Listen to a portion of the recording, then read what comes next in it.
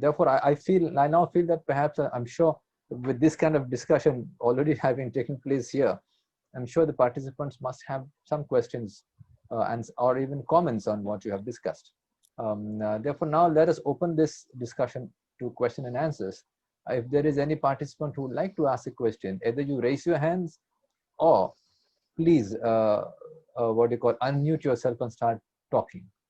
Please go ahead. Hi, Faiz. Yes. Hi, Gokhan Hoca, and Yeah. good day to Please identify and introduce yourself. Thank you. Sure. My name is Sertaç Yener, and I have been following your program. This is the second, and thank you very much for this very high quality. So my question is this: when we look at people's behavior in Turkey, a good number of people act very much in line with Professor Bacik's approach to the matter. Like an earthquake happens and it is to be blamed on God, it is qismet, and they do not necessarily do everything they could scientifically, but they just blame it on the agent God. But very much the same people, when they need to be introduced to the opposite sex, somehow they stop saying, "Oh, qismet, God will arrange something." They use dating apps. They go to Tinder. How do we resolve this conflict? Thank you very much. Okay, well, here's the question, here's the point. When I was telling about the conclusions of my research, I said that there's a skeptical view. I'm not saying that there are people 100% acting according to Ashari, okay? So here's the question, they are bargaining. So of course, I mean, people are rational, but the problem is they are in a kind of oscillating mechanism between two poles, okay? But my conclusion is, if you look at a general scale, the quality of education, people, how people think about nature, how people react giving credit to science, medicine, especially vis-a-vis political decisions, unfortunately, it is the Ash'ari view prevails, okay? So maybe there are many cases, there is no stereotype as a person who always acting scientifically, okay? I'm sure there are so many people at Western universities who believe in knowledge. So there are no stereotypes. But the majority of Muslim religiosity, Muslim people whom we can define as religious, following the Ash'ari perspective, and this effect, it's a kind of long term.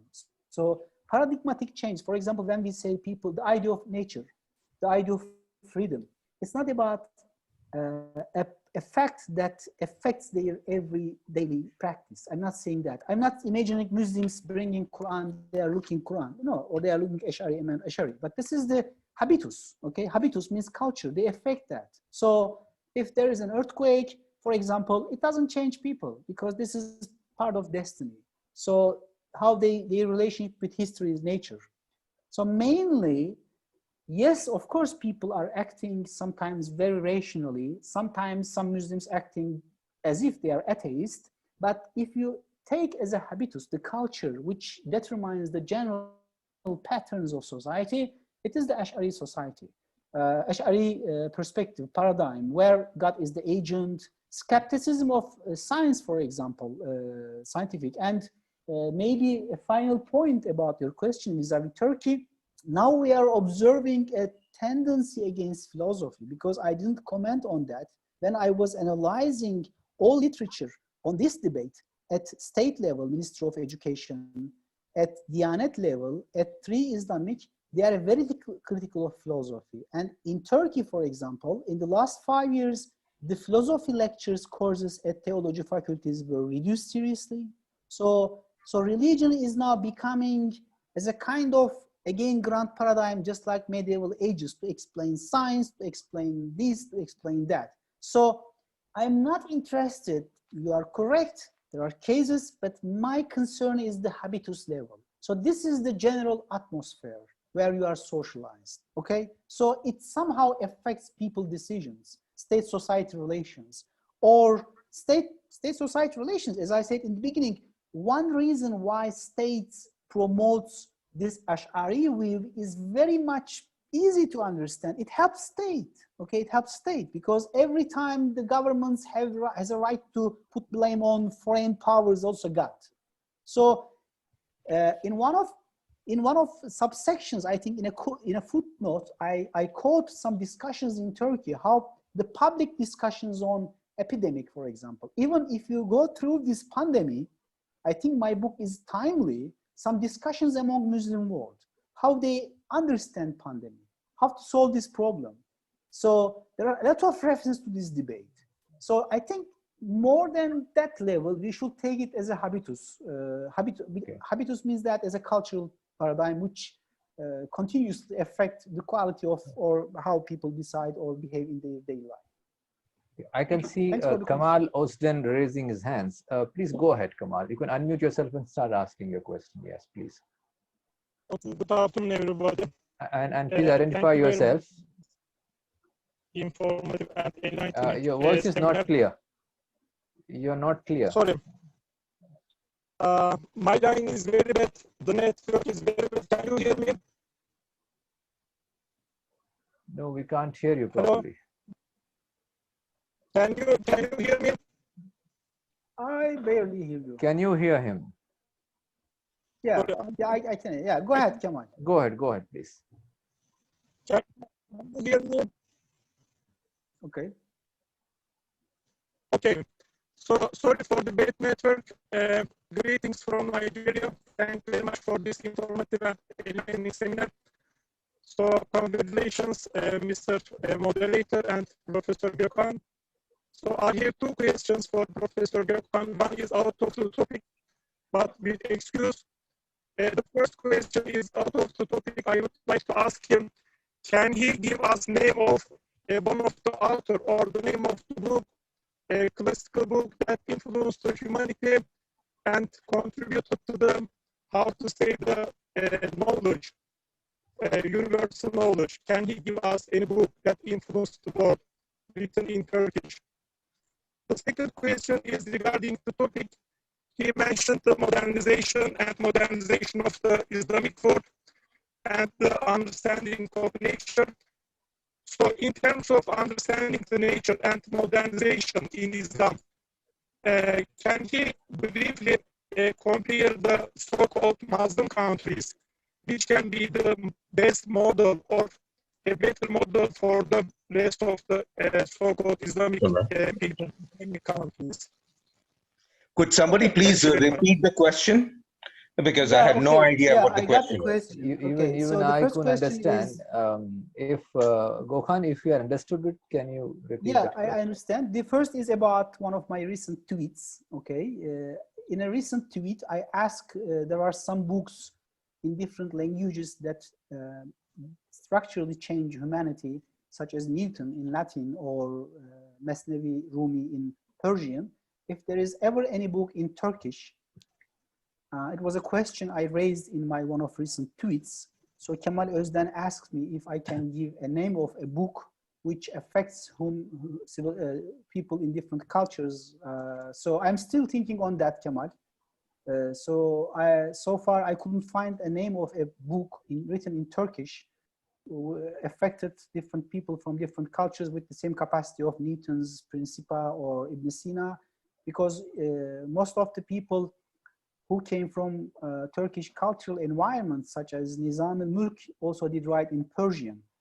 So I think it's clear. Okay, so the first question is about if there is ever a Turkish written book that is comparable to some grand books such as, you know, Ghazali or Kant, this kind of stuff. The second question is about if I can compare Muslim societies vis-a-vis modernization. Well, I think my book is not a global comparison, so my knowledge is limited in Far East, but I published and studied a lot about Middle Eastern countries. I should say that the idea of nature, especially the cases I focus in Jordan, Egypt, I had the opportunity of being in many Muslim countries, in Pakistan, in Iran, in Iraq, Lebanon. I had many conversations with friends and colleagues. To a large extent, this is the same perspective. I think it's difficult to make a comparison because even Turkey on paper, Turks are usually proud of being modern among Muslims. We are most secular, so on and so forth. But my book observes that even in Turkey, the idea of nature is formulated and interpreted, understood even in Turkey in a very traditional way. So my understanding is very simple on that. Instead of comparing countries, what I observe is many Muslim scholars have a separation in their mind. So I met many people, religious, so they don't focus on that question. So the main discussion in Muslim societies is about Sharia. Okay, can we change, for example,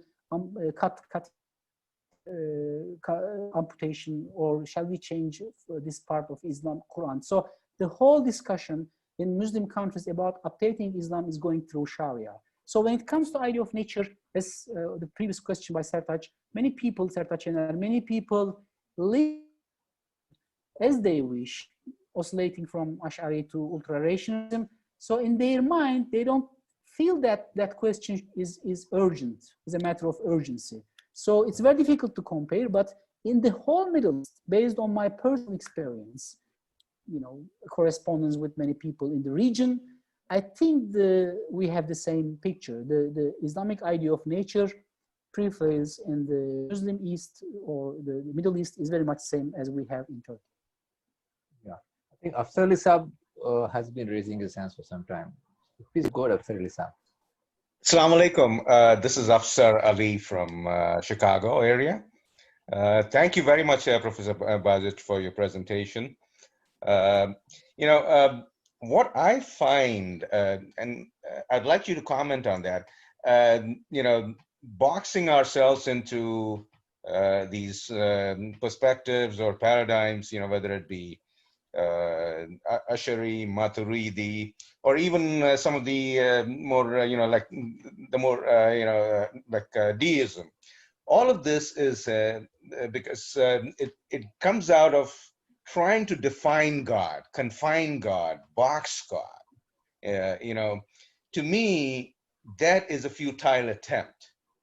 And the basis for that, is Surah Ikhlas, there is nothing comparable to him,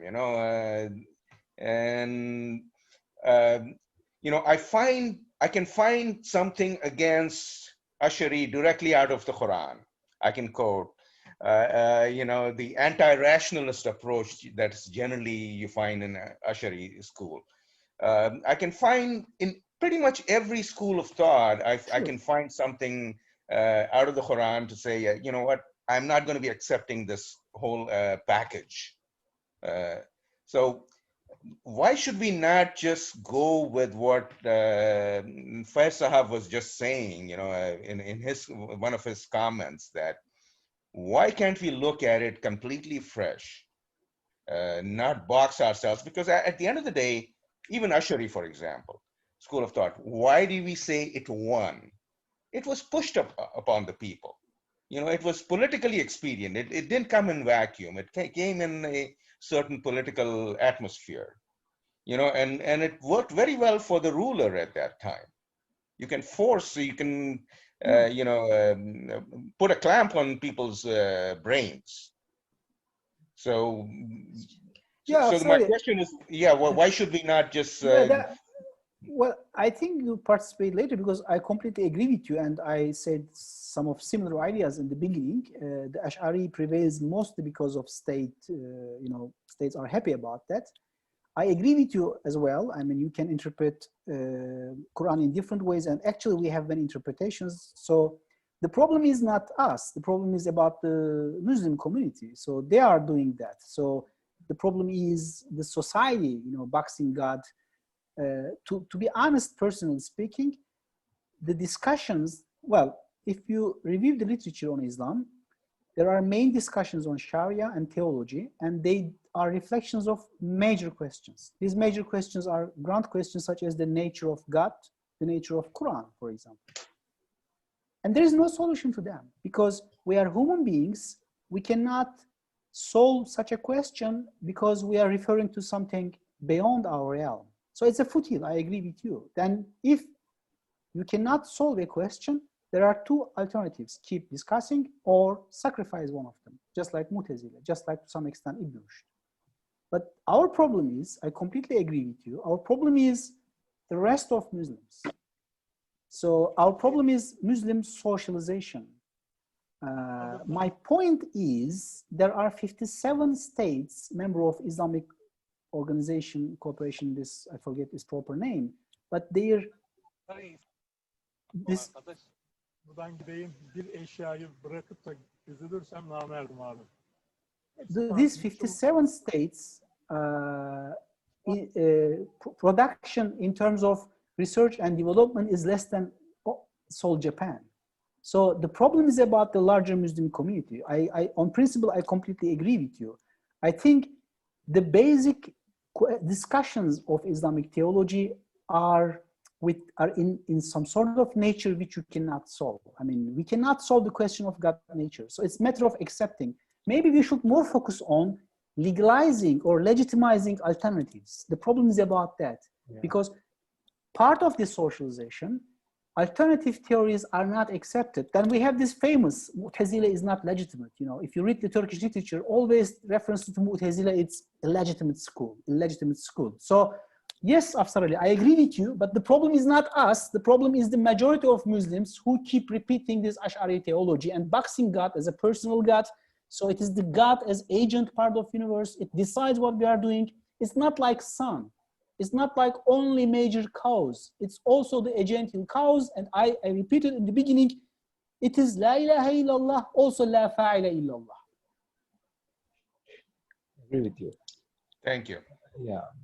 Any other question? No, I don't see any raised hands, but people can unmute and ask. There's no issue.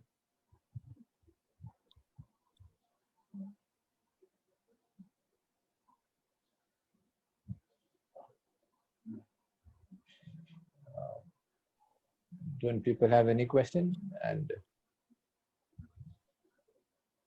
I don't see any more raised hands here, but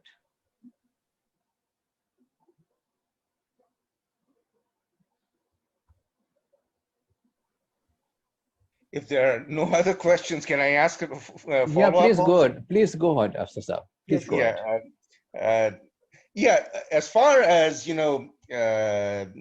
agreed, the issue is with the majority. The people want to follow what, a checklist that is given to them. And, True. And the big issue I find, at least in Chicago, and I think that's how it is in other countries in the rest of the world as well, that the people who put out the clergy are the ones who typically control what happens with the masses. The institutions that churn out the clergy.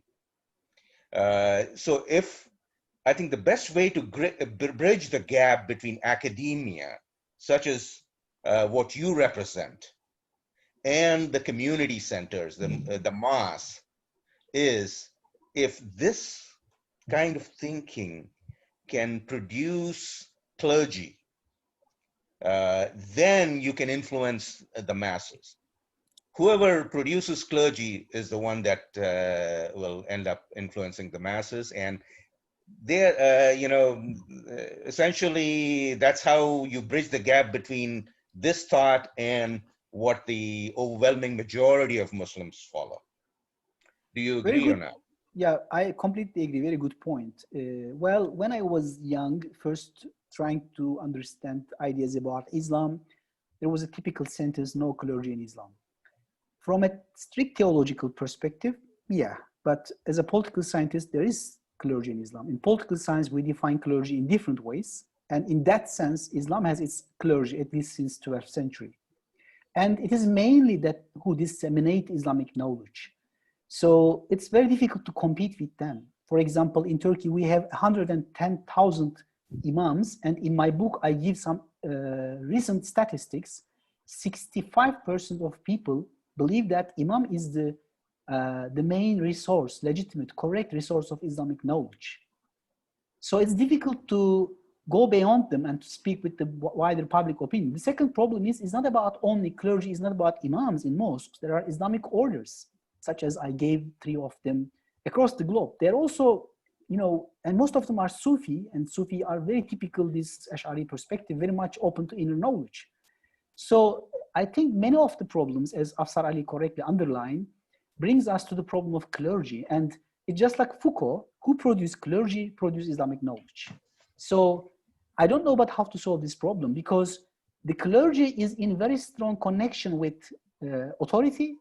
Authority is not mean only political authority, but community authorities such as Islamic orders. They have their own state-like authorities. So they reproduce knowledge in the same way.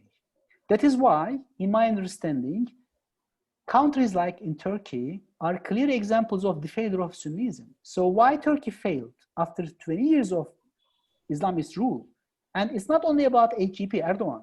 Erdogan is representing a coalition of Grand Sunni coalition, because they really practice Sunnism very well. It is textbook level perfect practice of Sunnism. I mean, because we know the theory, we know the Islamic law, we know the Islamic theology. This brings us to that point, if not updated in that way or in that correctly interpreted. So I completely agree with you, but frankly speaking, I have no answer to how this solved, because there is a strong connection between authority and clergy. It's not like we have a brilliant guy to teach. Community do not accept it. So it's mainly the power relations between authority and clergy that reproduce this knowledge, We shouldn't forget that. For example, while writing this book, to be honest, I read probably all things I find from Ghazali. I see no sentence Ghazali is unhappy about state. Because he's very, I mean, there are some people who are critical of power. They discuss about that. At least Ibn Haldun, for example, prison 21 months. But Ghazali, for example, Ghazali is a man, when in his age, there's an increasing state influence in economy. He doesn't care about that. Or Ayn al-Qudat Hamadani, who was hanged. There are, I think, if I'm not convincing, Evzai, the first scholar who was invited by Nizam to give the inauguration lecture in Nizamiya Madrasa, he refused it. So the problem is the Sunni Islam's success, very shortly, as Afsar Ali mentioned, I think based on 2 simple reality. It is coming through authority. It is legitimate. The second is, it is very simple. So it is simple to market, okay? And it heals people. So people are happy about this agent God, which many cost. So when it comes to your question, even I agree, I have no answer. I mean, I don't know how to change. Well, in Turkey, it was attempted, Afsar Ali. For example, it was during Kemalism, Faculty of Theologies were opened. And I read the documents from archive, the discussions, why the Kemalist regime opened that theology schools. The purpose is very clear, to educate a new class of clergy with open-minded. What is the result? Turkish theology faculties are nothing but repeating Ash'ari way. And only a few exceptions, and they were isolated. Even the Turkish plan, and very interesting, Fazlur Rahman, for example, came to Turkey in those years, visited theology faculties and write articles praising them, hoping that those theology faculties will bring new ideas, which never happened except some few cases. So I think this is the conclusion sentence of my book. We shouldn't focus on intellectual discussions. We should find a solution to weaken that power relations between clergy and state. Otherwise, it's not intellectual persuasion. It's not like coming up with brilliant ideas. People keep following those clergy. And when I say clergy, as Afsar Ali underlined, it's a very important point, it's not about only state theory. It's about communities. Islamic social movements have their inner authorities, which are compatible with state, never allows this kind of thinking at clergy level. Interesting. That's quite interesting. Break the alliance. That's the message. Yeah, the alliance. Yeah. Or I'm sure that should give rise to more questions. Anybody else?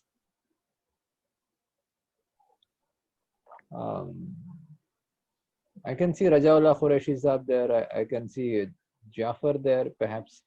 I'm sure they should have some question after having listened to the entire lecture.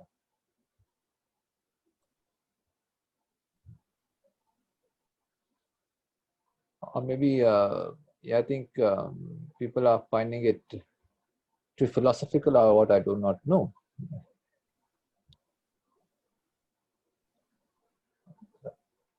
Razaullah Sahab, you have anything to ask, or maybe I think people have to unmute themselves before they ask because the mic is muted.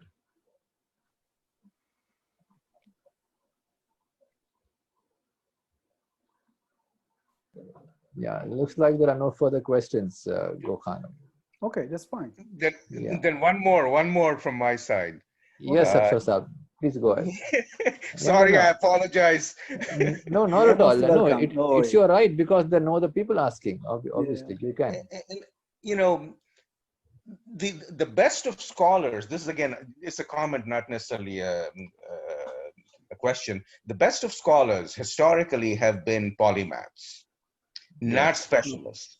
Never have they been specialists. And, you know, unfortunately, Muslims, not just Muslims actually, in fact, all of humanity loves to be just told what to do when it comes to religion. Give me a checklist, 1, 2, 3, 4, check, check, check, check, check, check. As long as I can do that. And this is something exactly what Quran says, don't do. Use your akhal, use your, you know, reasoning, logic. This is what, and I feel, alhamdulillah, I don't find anything inconsistent between modernity and what the Quran preaches. It's so consistent, whether it be going back to creation, you know, there is nothing in the Quran that says that, you know, you have to reject, you know, what you call, you know, the sudden creation, you know. It talks about intelligent creation, you know. When it talks about Sittatul Ayyam, the way Yom is defined, you know, ages, eons, it's so open and consistent with what science is finding. So, sorry, go ahead. Yeah, this. Sorry, go ahead. Yeah, I agree. Again, Afsar, which is, I don't know if good or bad. For example, I'm now reading some material to focus on Islamic political theory to understand the origins of rational thought. What I noticed, for example, I read Ibn Tufayl. He was a doctor, not a philosopher or a religious.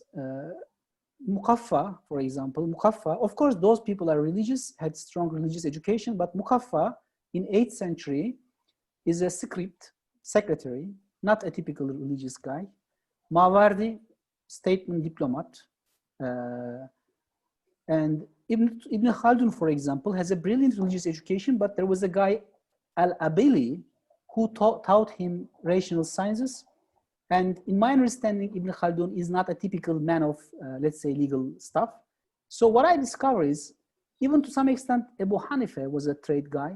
So rationalism issue in Islam is about very important discussion. He's that. In modern political science, Afsar Ali, we distinguished political theory and political philosophy. Political philosophy is about ideal norm. Political theory has no such ideal purposes. Practical problems, daily problems, the price of tomato. So we don't care about ideal society, just utopias in political theory. My problem is, my conclusion is, the scholars who shaped Islamic thought, like Ash'ari, like Ghazali, are mostly taking political philosophy approach. They are very much normative. They refer to ideal society. They never deal with practical problems. When it comes to other cases, such as Ibn Tufayl, Ibn Khaldun was sent to tribes for taxation matters to solve the problem. Al-Mawardi was sent to Buwayhid by Abbasi Khalif, who was a puppet in that time, to solve real problems. So when you analyze the rational thought in historical perspective, from political theory's perspective, you come up with the point that those people who are part of life, dealing with problems, are coming with much more realistic or rationalist conclusions. On the other side, we have these pure scholars dealing with the discussions of theologies and theologies. They are very much normative. So in my understanding as a political scientist, the classical names of Islamic thought are very much normative. They are like political philosophy. They have their ideas in their mind, the idea normative. But the problem is dealing through the daily practices, which brings me to your question. I completely agree again with you that the rational guys are polymath people. They are not obsessed with Sharia. So because they should solve the problems. Then they come up with new interpretations. Then they don't find a contradiction with Islam and with reality, because they should go beyond that. If they repeat it, there is no way to solve the problem. That's why, for example, Ibn Khaldun quotes Horatius, the famous Christian historian. Al-Mawardi quotes the Persians, for example, because they don't define the knowledge as per se Islamic. They believe in universal patterns. But when it comes to Ash'ari, you read that Abu Bakr should be Khalif because it's required religiously. So everything in that perspective. So this is very normative perspective, then which doesn't allow you then to refer anything from nature, from other culture, this perspective. So that is why I agree with you. I mean, yes, you are right. So we need some people somehow to bring the knowledge, other knowledge to Islamic field. There's a vicious circle of religious repeating, and this is not the part of the subject of this topic, but this is typical Shafi methodology. Shafi methodology, if you read his Risale, it is per se repeating the literature.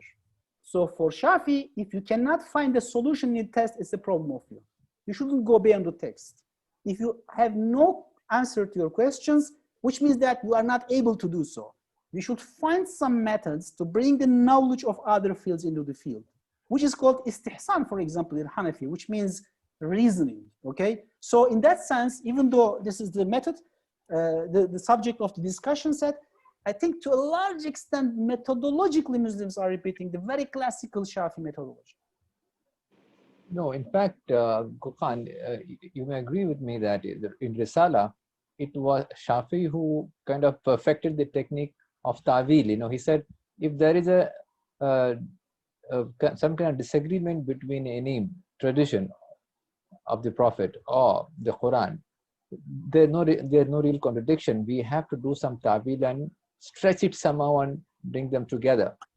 I think that's problematic, right? I mean, it is scholasticism. Yeah, absolutely. Because it doesn't give human reason to test the tradition. Absolutely. In fact, Shafi says you don't have to trust tradition; just cannot be wrong. That's a given. That's right. So you will have to bring it somehow. That is reason why in Bukhari we have a tradition which talk about stories in Damascus. So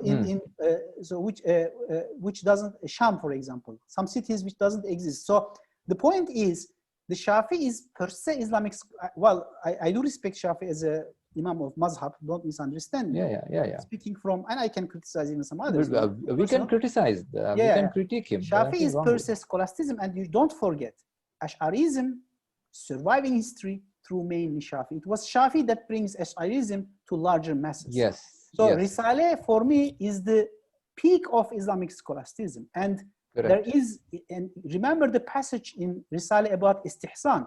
He names it talazzuz, which means talazzuz, diluting religion for personal joy, which means that religion is difficult. No, it's not the case. So Shafi methodology is a simple idea. So it doesn't accept that the tradition might be wrong, okay, might be wrong. So this is the point. So it put all investment into narrator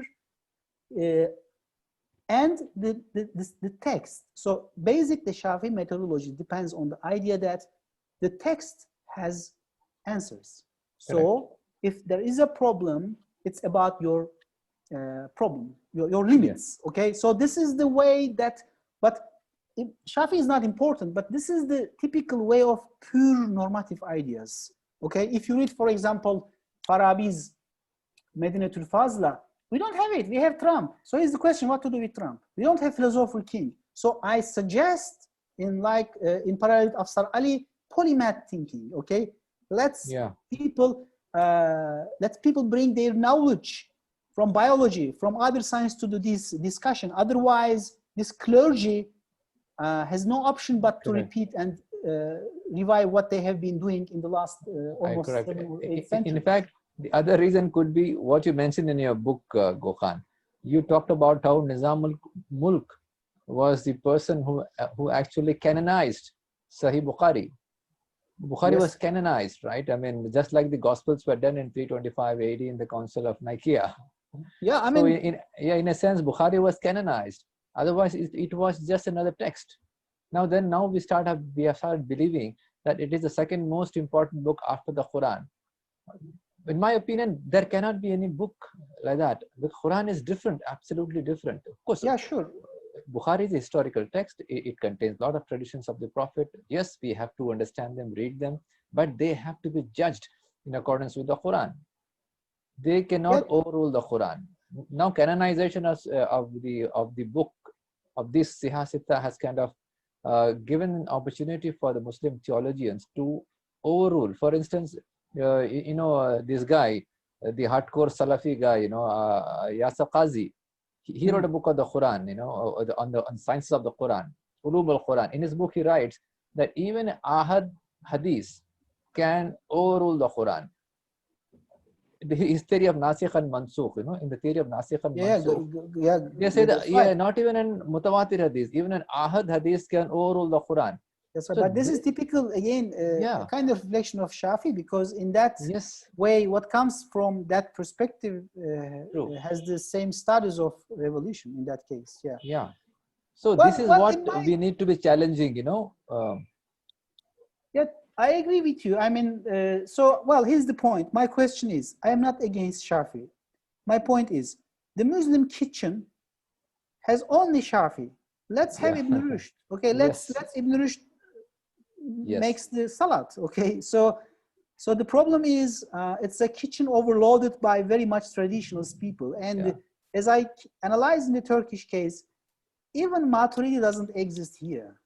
I mean, it's just like an idea. It comes up in the beginning, Turks are Maturidi, which is not the fact. When you go in detail, you see the references are, because I mean, as I said, Maturidi is just very, very simple discussion. It's not like, Al-Ash'ari in terms of intellectual rigor, in terms of the other discussions. So, but as I said, the problem is mainly, let me give you an example. Whatever we are discussing have been discussed in 1800s. I mean, there were many reformist guys, revivalist guys in Egypt, in India, in Pakistan, everywhere. So the question is why people fail to persuade Muslims. I think we should focus on this question. Persuasion is not only an intellectual thing. Why it was, for example, Naqshi, why Jilani, why Ash'ari, rather than the rationalist. Maybe we shouldn't be very much optimistic about persuading all Muslims. We should find some solutions to restore rationalist thought as a kind of, let's say, as a positive reference, as an elitist methodology, okay? At least as a legitimate way. There is a question. My friend Amin here from Chennai, he wants to know an example of an Ahad Hadith overruled in the Quran. See, that's not difficult to find. For instance, if you Ammar Yasir Qazi himself quotes the Hadith of Rajm, which overrules the Quran, because if you see the Quran is Allah's had, as the Quran says, Tilka Hududullah. You cannot overrule the Quran. So the Quran, as far as the law of adultery is concerned, says that only 100 lashes. Whether 100 lashes, it will be applicable today or not, that's a different debate altogether. But the question is, the Quran prescribes 100 lashes. It does not prescribe any death penalty for adultery or fornication, for that matter. But this hadith goes beyond the Quran and lays down a law that an adulterer, if he is married, or an adulteress, if she's married, will be stoned to death. This is a clear violation of the had of Allah. And some of the Salafis who believe, who believe in this theory, they say that this hadith overrules the Quran, and as a result, you see that in Sudan till recently, people are being stoned to death. Saudi Arabia, it happens. In many Muslim societies, it happens. That's because this hadith overrules the Quran, and that is ahad hadith. So this is an example which I think must be already knowing. So I feel that these are the challenges before us. Like Gokhan said, we don't show any disrespect towards the scholars, but then we have right to question them. We have right to challenge them, and unless we do that, new thought will not come. Will not come about or will not prevail in society. People will be forced to just conform to what has already been taught to them in madrasas. The curriculum has to be challenged and changed also, in a sense. I'm sure you agree with me, Gokhan, there, right? Yeah, I agree. I completely agree. As I said, I'm not in a position to impose my ideas. I welcome any kind of interpretations, but the problem is the lack of rationalist thought, or as you name, moderate thought. So what I notice is there is no reference to Ibn Rushd in the whole 8 years of textbooks in Turkish Ministry of Education. That's correct. So this is a problem. There must be some way to quote Ibn Rushd. This is the guy who challenged the Ash'ari. So it's not something like talking about. That's correct. It's not fair to talk all these Ash'ari guys, but not even reference to key challenger. Okay. Yeah. So the problem is, but the problem is that not to destroy the Ash'ari, or which we cannot do, but certainly not. We need to have an alternative viewpoint. Yes. Yeah. See, but the problem, Gokhan, if I can interrupt you for a minute. Sure. In the Council of Nicaea, when they canonized the Synoptic Gospels and then the other 4 Gospels, basically, right? They destroyed the other Gospels as heretical, and anybody who believed in them was killed. And these Gospels, other readings were burnt. But then in the Muslim world, after the canonization of the traditions, in a sense, of course there was no burning, nobody was called a heretic, but then these texts were kind of suppressed. Anybody believing in this, in the Rushd in those days, like or any other thought which was liberal, was kind of branded as as a liberal, or maybe even they didn't call them heretic, but then he was looked down upon. And as a result, people were afraid to talk about them. And that's what we are seeing today. And even as I was talking to you, my friend Amin has typed in the chat box saying that hadith is only an explanation of the Quran. No, I disagree. That hadith is not an explanation of the Quran. Explanation is or can be of only something which exists in the Quran. The punishment of death does not exist in the Quran for adultery. So therefore you can't explain it. If a hadith explains, if the Quran talks about punish a person with death for adultery, then some hadith explains how to go about punishing a person with death. How will the person be killed? Whether he will be hanged, or whether she will be given or a lethal injection, or what is the mode of killing? Maybe that is an explanation. But in this case, this hadith of Rajam is not an explanation. It goes beyond the Quran, because the Quran limits itself to 100 lashes. If there is hadith which talks about how to give 100 lashes, or how strongly to give, how weakly to give, then that's an explanation. So therefore, this hadith cannot be an explanation. This hadith clearly violates the Quran. So therefore, it has to be ignored, in my opinion. That's my opinion. It doesn't matter where the hadith occurs. Even if the hadith in Bukhari contradicts the Quran, it is the Quran that will prevail, because Quran is the word of Allah. Okay. Assalamu alaikum. Can I ask a question? Yeah, please go ahead. My concern is that, mashallah, very intellectual discussion, but the problem is, as our esteemed speaker is saying, that I don't want to impose my opinion on others, but the problem is the other side is imposing their opinions on us, and especially using the hadith to oppress the women more than anything else. The impact of not speaking up and not saying anything against this organized mob, I would say, it has impacted the women the most. unfortunately over decades or actually centuries, in my opinion. So why are we so afraid of bringing out these ideas or forming, you know, an organization to counteract all these other weird ideas? In my opinion, they are weird ideas, because if you open Bukhari, you'll see that it is so demeaning towards women. And I, as a Muslim, cannot attribute those to our Prophet Muhammad Sallallahu Alaihi Wasallam, who was most kind to his wives.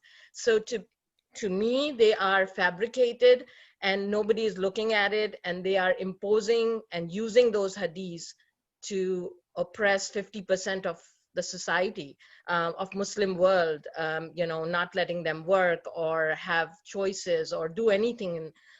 So why are we, like, for my question is to the speaker, why aren't you saying that more loudly and trying to impose your opinions, and talking in Turkey or in Pakistan for that matter, and saying these things so that people have another idea, or getting you know, different perspectives of Islam.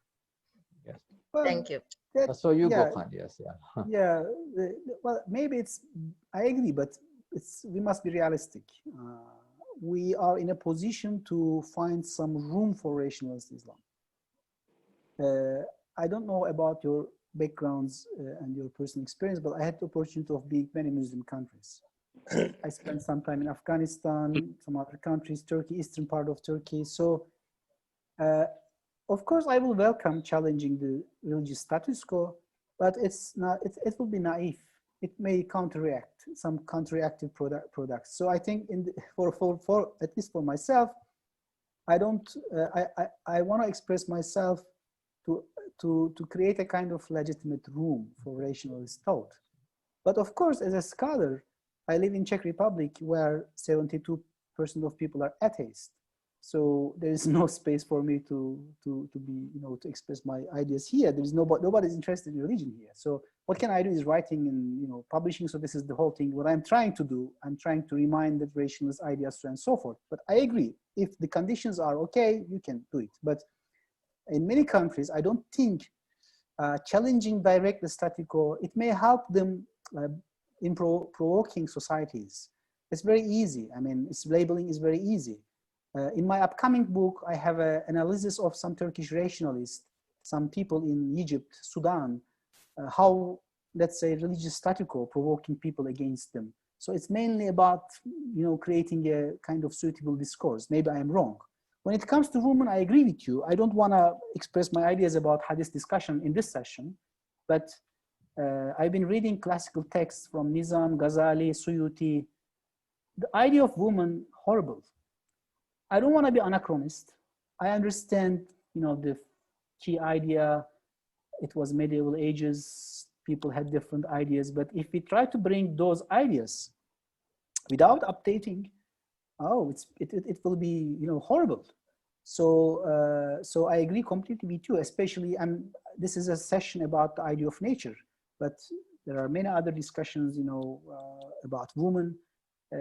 It's another big problem, and maybe in terms of urgency, the interpretation of Islam and in terms of women is another problem. Let me give you a personal anecdote. I'm teaching here to European students every year. I have 3 courses. I have approximately 90 to 100 students. Most of them are European. And because English is the instruction language, we have students from German, from Slovakia.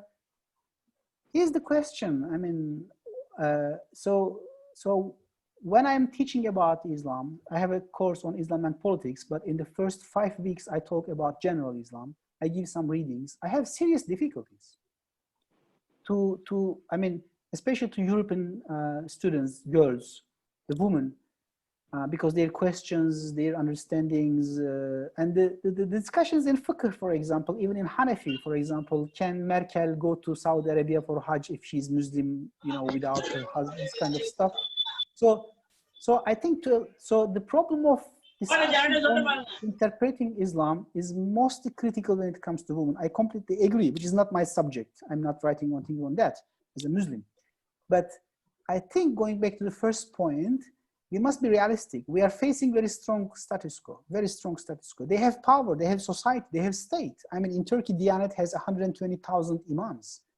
The budget of Turkish Diyanet is more than Turkish Minister of Foreign Affairs. It is working with state, and they have everything, every ability to attack you. So I think, I don't know if I'm correct. Yes, if we have proper supportive environment, we should speak loudly.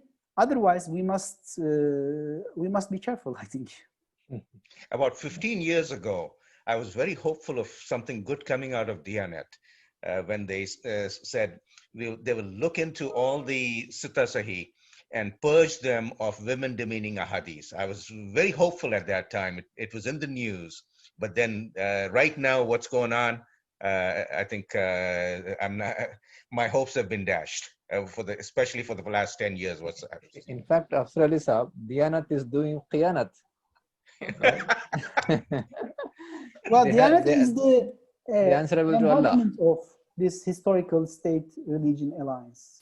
So if you go to Turkish mosque, Imam is representing Sharia and state. So very strong, very powerful. And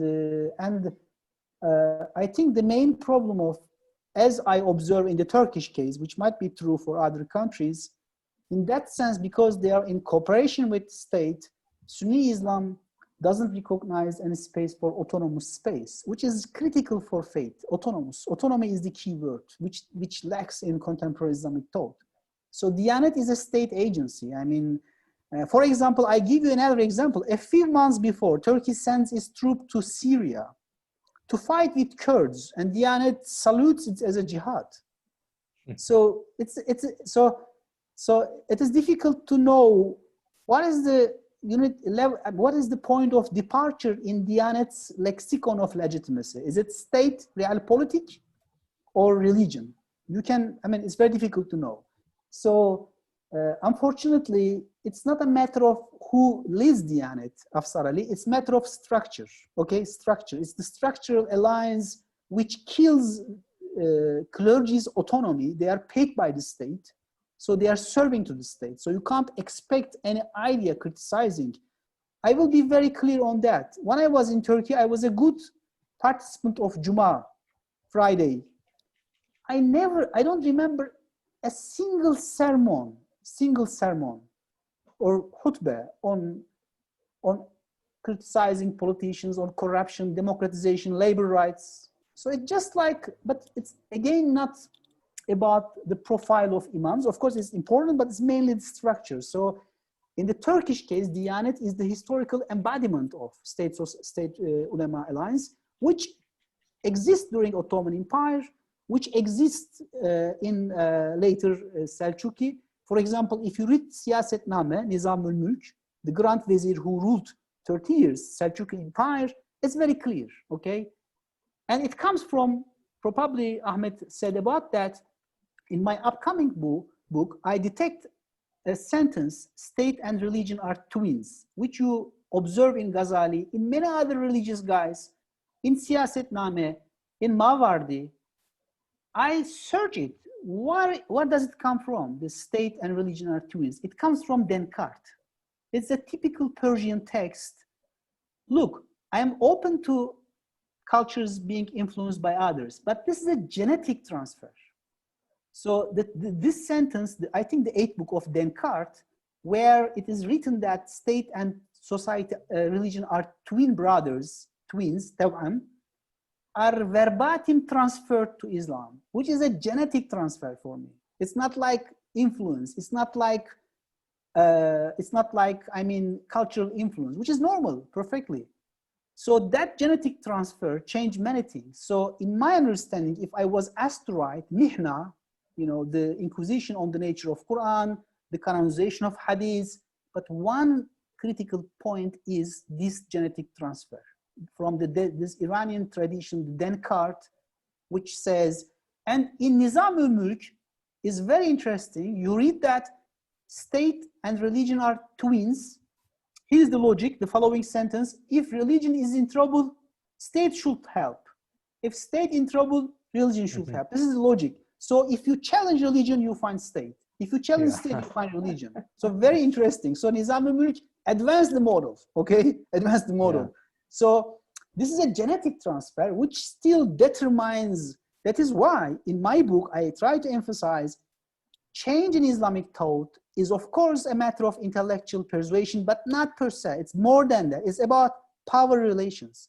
A kind of Foucauldian analysis is about power. Correct. So I think I fully agree with you, 100%. Yeah, it's a power. So you cannot blame people. This is the way. Because since Emil Durkheim, we know that normalcy is frequency. Here's my case. When we first start using masks here, the first day it was, oh, I was ashamed because the first time I was in public with mask.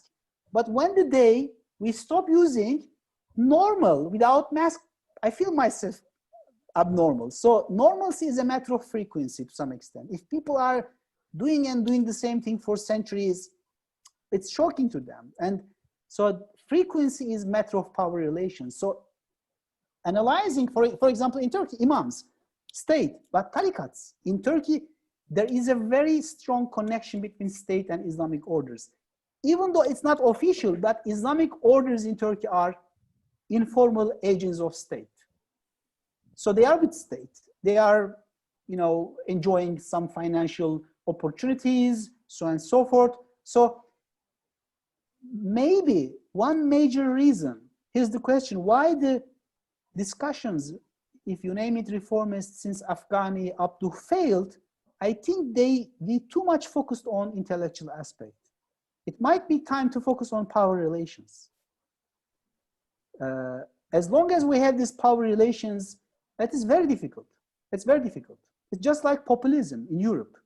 In that sense, there is a famous guy on populist studies, Cass Mood, who did write a book, What is Populism? When I was reading, wow, the book is about populism.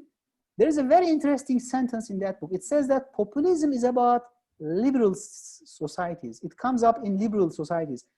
I was reading that book. Oh, okay, populism is about Sunnism. It's about structure. So even though the book is not about populism in Islam, it gives the idea that even before European populism was discovered in Muslim societies. Very strong populism. So the success of in that sense, Sunnism is its populist nature. Very populist, very successful, very persuasive, very simple.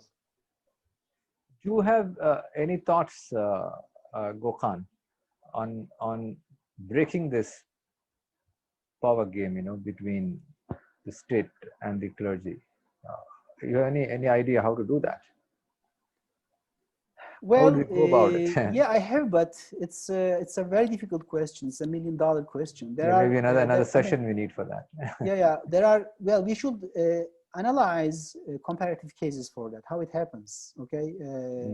So we should focus on Europe. We should focus on maybe, as Ahmed Kuru, some pre-15th century period. Because here's the question. We need some actors to challenge.